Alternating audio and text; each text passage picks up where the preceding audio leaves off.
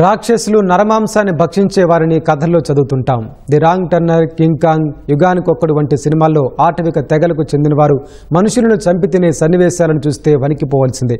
స్పెయిన్లో అలాంటి ఆనవాళ్లే బయటపడ్డాయి.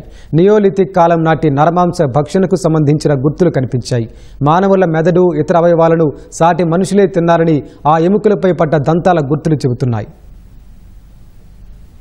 స్పెయిన్లో నియోలిథిక్ కాలం నాటి నరమాంస భక్షణ ఆనవాళ్లను పరిశోధకులు గుర్తించారు. అటాపుర్కా ప్రాంతంలోని 5600 ఏళ్ల పురాతనమైన ఎల్ మిరాడోర్ గుహల్లో పరిశోధకులకు కొన్ని అస్థిపంజరాలు లభించాయి. వాటిలో పిల్లలు, యువత, వృద్ధులకు చెందిన 650 ఎముకలను విశ్లేషించి మరణం తర్వాత వారిని ఏం చేశారో తెలుసుకున్నారు. కొన్ని మృతదేహాలను దహనం చేసినట్లు గుర్తించిన శాస్త్రవేత్తలకు మరికొన్ని ఎముకలను గుర్తించగా విస్తుపోయే విషయాలు తెలిసాయి. వాటిని సైంటిఫిక్ రిపోర్ట్స్ లో ప్రచురించారు.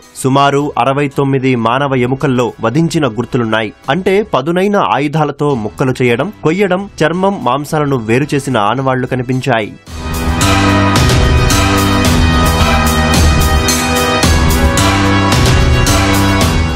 మైక్రోస్కోప్ కింద ఎముకలను పెట్టి చూడగా వారిని మరో మనిషి తిన్నట్లు స్పష్టమైందని పాల్మిరా సలాడిక్ అనే పరిశోధకురాలు తెలిపారు. ఎముకలపై మానవ దంతాల గుర్తులు కనిపించాయి. అయితే వారిని చంపి తిన్నారా, చనిపోయాక మృతదేహాలను తిన్నారా అనేది ఇంకా తెలియరాలేదని వెల్లడించారు.